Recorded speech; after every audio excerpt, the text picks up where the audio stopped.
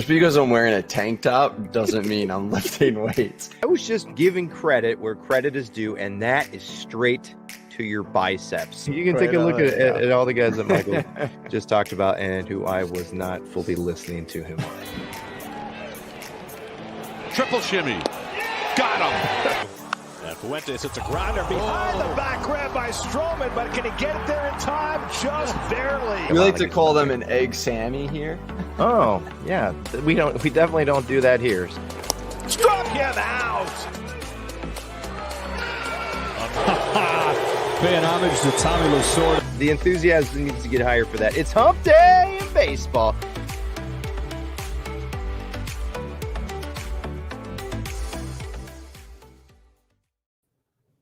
All right, we are live here. Welcome back to On the Bump. It's an SP Streamer Podcast, proud member of the Fantrax Podcast Network and FantraxHQ.com family.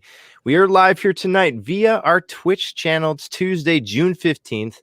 Doug Ishikawa, alongside, as always, Mr. Foreign Substance himself. It's Mr. Michael Simione. What's up, Mike? How you doing, man? Good, man. I'm just glad that you're hosting. I hate doing it in the mornings. My little live Twitches in the morning. I hate it. I think you're doing a bang up job. So just thanks, keep reaching for the stars. By the way, with the substance, did you watch Glassnow's video? I did. I saw that you had tweeted that out. I thought that I he think was it's awesome that he just straight up admitted it. Yeah. Why not? It's not just I feel like honesty is the good thing.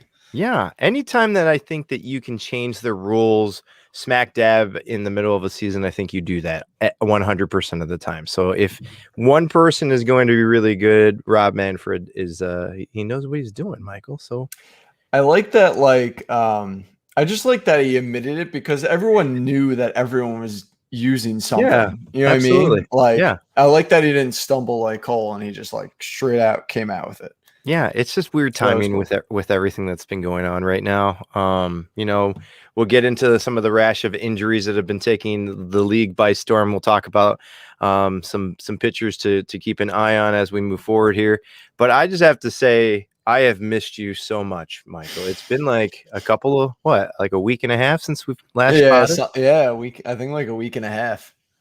So I just gotta say that just incredibly blessed that our relationship is tighter than a pair of Robbie Ray's pants. Any sort of looser pair there, and there's no way that we would have gotten through that week hiatus there. So luckily the Time Variance Authority has put us back on the timeline. So we're gonna get into it tonight. Like we just talked about. It has been tough sledding so far in the pitching department the last couple of days. Guys like Max Scherzer, Shane Bieber, and now Tyler Glasnow hit the IL shelf. All this injury news is pretty much enough to make a sad mixtape and be like Bo Burnham for a few days. Michael, have you ever made a mixtape for a special someone? Not a mixtape, but a mixed CD. Oh, did it have some... Was it sad songs or was it love songs? Neither. Oh, it just had a band that you liked. Sorry. It was just good music. You know what I mean? That I didn't think a lot of people knew of. So that's good. Yeah. I have been pretty sad. I lost Shane Bieber in my TGFBI league. So I have been listening to sad song on repeat. So it's tough. It's tough out there right now. Pitchers are kind of taking a hit on all sides with the substances and the suspensions maybe looming as well. But thank goodness that there's a podcast with two handsome men who are dedicated to bringing the streamers to you. You're going to need some of these streamers, I'm guessing, with all of the injuries that have been taking place all over the league. Tonight, we're going to get into three names that could help you out if some of the arms that we have mentioned have gone down. And we will also get into looking at some future pitching matchups, what you can be taking advantage of from week to week here. So, Mike, where would you like to start off? You want to talk about some of those names that, not to say that anybody that we're going to mention tonight is going to take the place of a Shane Bieber, but no. who would you like to start with? I mean, I decided to pick out like 3 interesting names, not so much that I want to be grabbing, but ones that I feel like I've had a lot of people ask me about or a lot of interest in. So I was like, let me just break a couple of these names down and, kind of go through what I think about them and whether or not you should be adding them and that kind of stuff. So the first person I'm going to bring up is Tucker Davidson with the Braves. He is pitching tonight. He had a bad game. And I'm probably going to tell you why. That hit me I mean, I did make this nice little highlight clip of him that I'm going to throw up on here just so you can watch some strikeouts by him. But so he started off the year good. I have his numbers from before tonight's start, so we'll just start off with that. So it's a 1.53 ERA, 3.49 FIP.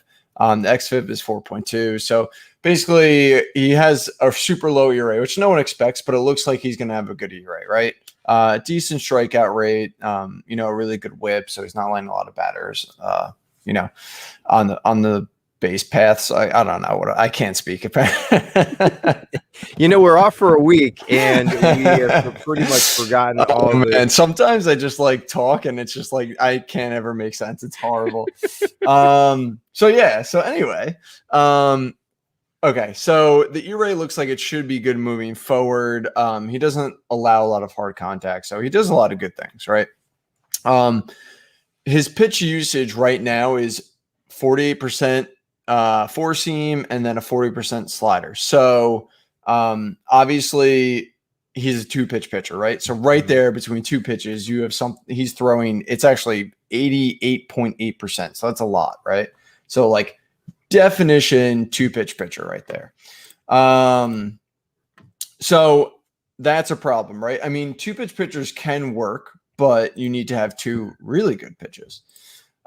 So here's the problem. The slider is fantastic. It's like one of the better sliders, one of the best pitches in the league right now. I mean, creates a lot of chases, a lot of ground balls, a lot of weak contact, has a 0 ISO against it, really high swing strike percentage, places it perfectly. But the problem is the 4 seam. It doesn't create a lot of whiffs, and the reason being is really location with it. He leaves in the middle a lot. So that's obviously not ideal.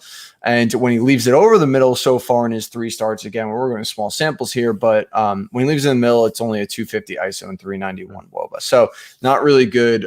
Gets hit, pretty hard. But the main problem with him, and I'm going to bring this up real quick, is actually his splits. So he is really good against lefties, but not so great against righties, which is a problem. So on this chart, this is from Alex Chamberlain's chart. If you want to go on Twitter and follow him and check it out, you can. So just overall, I mean, 2 quick stats. So against left-handed hitters, he has a 0 barrel rate and a 21.5 swing strike percentage, which is elite. And he goes slider heavy. When it comes to right-handed hitters, he has a okay barrel rate. The swing strike percentage drops to 11.4, which is average, and he decides to go 4 seam heavy. But what you can see is when you look at his PCRA, so basically it's like one of the more predictive stats for ERA. Against lefties, it's 1.41, which is amazing. It's righties, it's 5.49. The xWOBA is really high. So again, against righties, he's struggling, and it's probably because of that 4 seam. Whereas against lefties, he's excelling. It's because he's throwing his slider a lot more. So again, one really good pitch. 2-pitch pitcher, which is a problem. I don't know if he'll be able to take the next step because that might be a reason why he just had a bad start. So we'll see moving forward. But unless he starts locating that 4 seam better, he's really just a 1-pitch pitcher, which is kind of unfortunate. But he's young, so he could develop. Young, we're talking about Tucker Davidson from the Atlanta Braves. Yeah, he is pitching, or he's out of the game already. He went up against the Boston Red Sox. He went 2 1/3, 5 earned. He walked a batter, 4 strikeouts, and then he gave up 2 bombs there. So maybe a guy that you stay away from in especially in very, very shallow leagues, 10 to 12 leagues. Maybe you take a chance on some of his matchups in a 15, anything more than that. I we're not going to promote Tucker Davidson right now. Is that what you're saying to me? Yeah, I actually, I think all three of these guys, I don't like any of them. Well, that is great advice to everybody out there to stay away that's from good. these Now pitchers. you know who not to add, but That's right. We'll explain why. I'll be a little less intense with the other two as we move let's forward, let's get to our second pitcher here. All right. So Caleb Smith on the surface has a good ERA, good fit, everything we kind of just talked about with Tucker Davidson. But as a starter, if you look at just his starter stats, they're actually not that good. 5.19 ERA isn't good, and all the indicators show like regression compared to that, which isn't good. The strikeout rate dips too. So in his last 3 starts, he's gone more heavily to the fastball than the slider, which has resulted in fewer whiffs and more contact. So again, another pitcher whose four seam seems to be struggling, and another pitcher whose command is bad with the four seam and leaving it down the middle way too often. So I think the issue with him is he needs to reel in that fastball, go to the slider more, maybe one of his other breaking balls. The other issue with him too is I'm going to bring up another chart real quick. So this is his velocity by game for the season. And you could see it kind of spikes here and stays pretty high. Now it's trending down. In his last start, it was down like, I think, 1.5 miles. So it's not good. I mean, when you go from being a reliever to a starter, your velocity is going to dip anyway. But this is kind of a little bit of an extreme here. And because of the velocity coming down, the fastballs hasn't been nearly as good as compared to when he was pitching in relief. So until he fixes the four seam again, I think he's kind of, he's a little troublesome. And then plus, since he's been a starter, the home run rate has skyrocketed, and that's going to be an issue too. That was his issue coming into last season as well.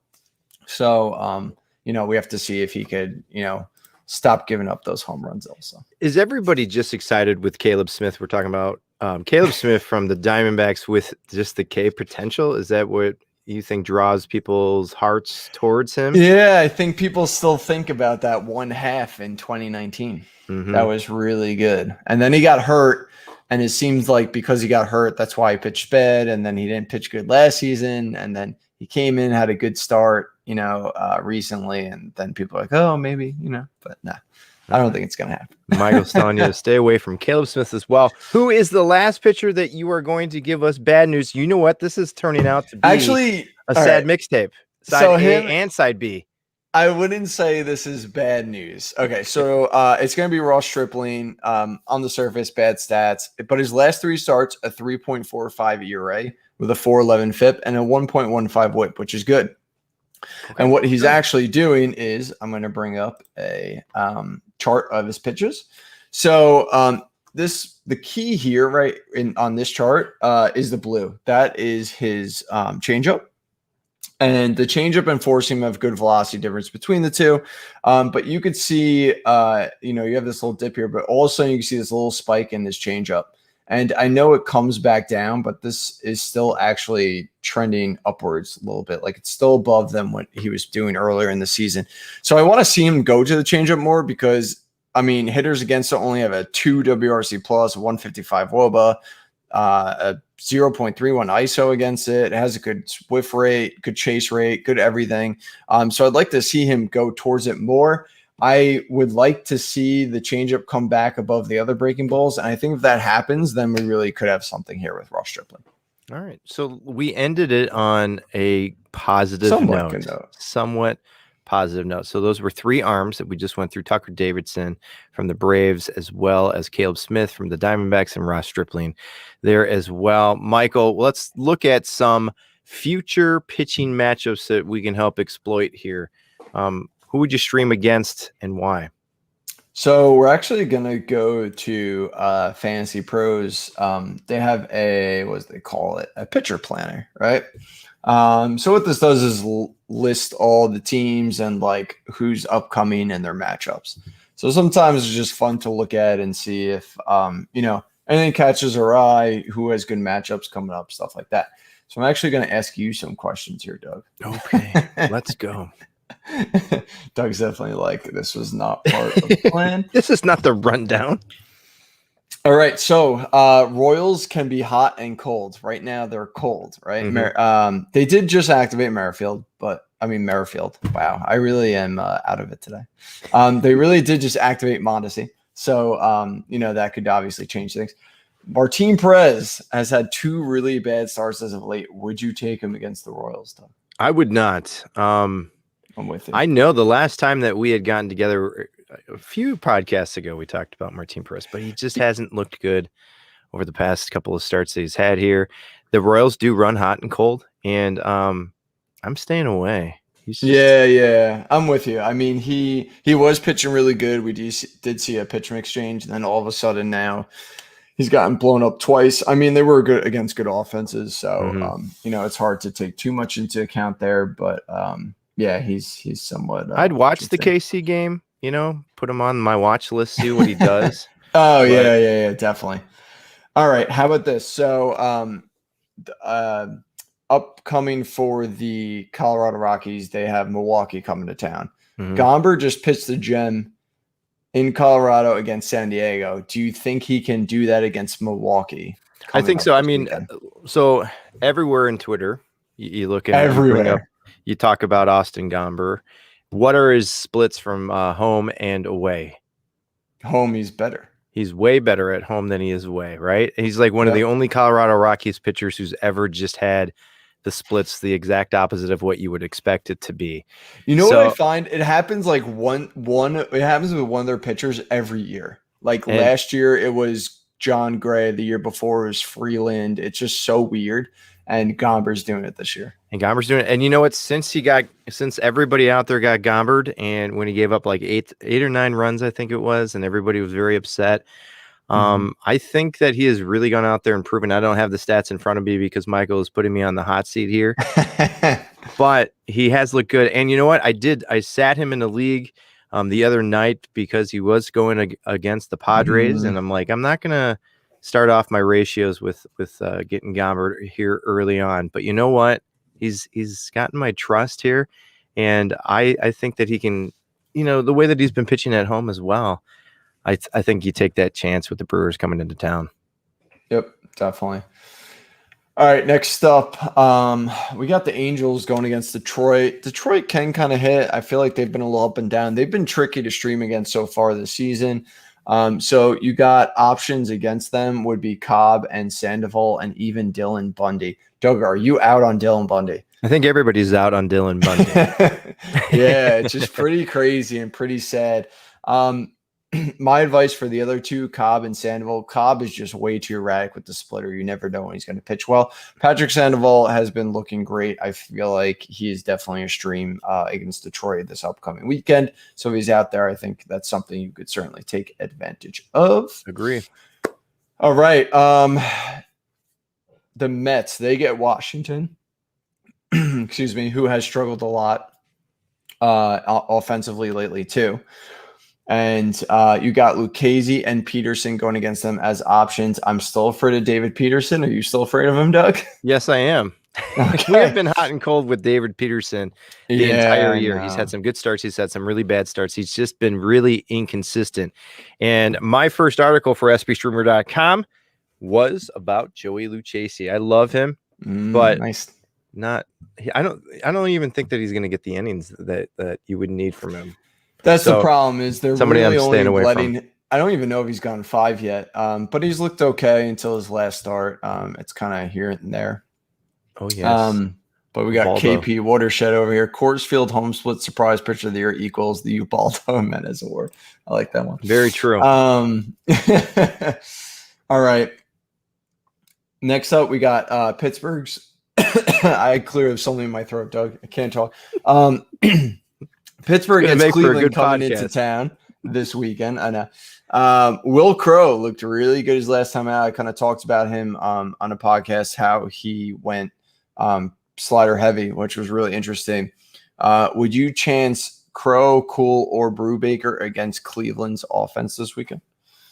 I think out of those 3, I'd look to go with Brubaker more than the other 2. I think he's just been more consistent throughout the year. Cleveland's offense is kind of hit and miss as well. But I've carried Brubaker in some leagues in some heavier leagues, deeper leagues. So I think he's a deeper play. I don't think that he's a shallow league play at all. But more so over Crow as well as Cool. Yeah, so for those who missed that stream about Will Crow, without a doubt, make sure to watch this start, because if he throws his slider more than his fastball again, and if his fastball velocity is up again, and he pitches really well, I'd add him everywhere you possibly can. All right. The Rays, they get Seattle. They're coming up. It shows Waka as a starter, but typically it's been Waka as the opener leading into Josh Fleming. And then you have McClanahan, who has that high strikeout potential. I really like Fleming and McClanahan against Seattle. I think it makes a ton of sense. I love both those pitchers. Are you with me on that one, Doug? Yeah, I think, with obviously Glasnow going down, Tampa Bay is going to have to get innings from somebody. And I know that Tampa Bay always does, the opener, and they get the best of what they can get out of their pitchers. But I think they're going to ride their horses a little bit more here, especially with their ace down. So I wouldn't be totally surprised to see some of these, some of the other guys that they have on their roster. Or I wonder a little bit deeper. I wonder if maybe they'll let Waka actually start and then have Fleming actually start now. They might have to do that just to see how they can, kind of Band-Aid. I know that, they're hoping that Tyler Glasnow can come back, that he's not going to opt for surgery right now, but we're going to have, Rays are going to Ray, and we're going to have to see what they can do. But I would venture to guess that some of their other starters might be going deeper into games, or they're going to try to get the best out of them. Yeah, that's just my opinion. I could definitely see that. No, I definitely see that. All right, and then last we have the Nationals. The Mets are coming to town against them. Potential streamers, Joe Ross, or potentially even Patrick Corbin. Corbin pitched really well tonight. So are you going to trust Corbin or Joe Ross against the Mets? Joe Ross also just had a really good start too. So two, interesting pitchers against a Mets offense that can be hot at times. What do you think there, Doug? I never stream against your New York Mets. It's just, I feel like it's blasphemy to do that against you. So I will take your advice everywhere else, but I will not do that to you or your New York Mets. I don't even look at them. They're not even an opponent for me. I don't think I personally would start either of these guys here, unless the Mets start like getting ice cold, which they hasn't happened to them except when they basically had a AAA lineup. But that lineup's pretty tough, and I'm not just being a homer there, I swear. You are absolutely, you are. All right, so that does it. That's a little preview for you guys for this upcoming weekend, and some streamers to look at, that kind of stuff. All right, well, hope it helps you out a little bit, especially with all those big names that have been going down. That's going to be our show. We're trying to, we're revamping here a little bit. We've moved more of our content over to the YouTube and the Twitch channel. So please be, keep that on your radar as we move forward here. We're still going to be dropping some podcasts here and there. But we will look to do these once a week, maybe. We want to try to be more consistent with what we're doing here. Yeah. Exactly. Hopefully, I do them every morning, and then we're going to try and do one a night. Me and Doug need to decide on a night, but once we know that, we'll definitely let you know. What do you think about this question, Doug? I already told you I'm out on Dylan Bundy. He is not. For those listening to the podcast. Real quick, someone's asking, would you cut bait on Bundy or hold him for this upcoming Detroit start? And we both said we would cut Bundy. So definitely, if at this point what about Doug, in a 15-team league, would you hold on to him?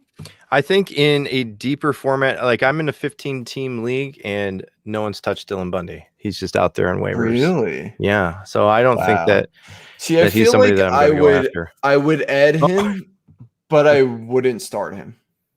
Maybe the Detroit game is something for you to be able to watch a little bit deeper. I just would not, because if he if he has one of those like second half turnarounds, then that'd be we're all going to look bad for you. You know what I mean? So yeah, I think in a 15 team I'd hold on, but I would not start until you start stringing together like back-to-back good starts. The only thing that I can say about all of that is why would I hold on to Dylan Bundy if I'm already, holding on to some players who have been hurt? My IL spots aren't there. Maybe my bench is really short. This season has been so crazy. Our good friend Derek Rhodes has probably been the most busy that he's ever been, just evaluating players' injuries and stuff like that. So if my bench is really thin and it's not very deep, I'm probably going to cut bait on some of these players, even if they have a name that haven't been going out there and proving otherwise for us to keep them. But, you can always hang out with us in our Discord chats. We do this 24/7.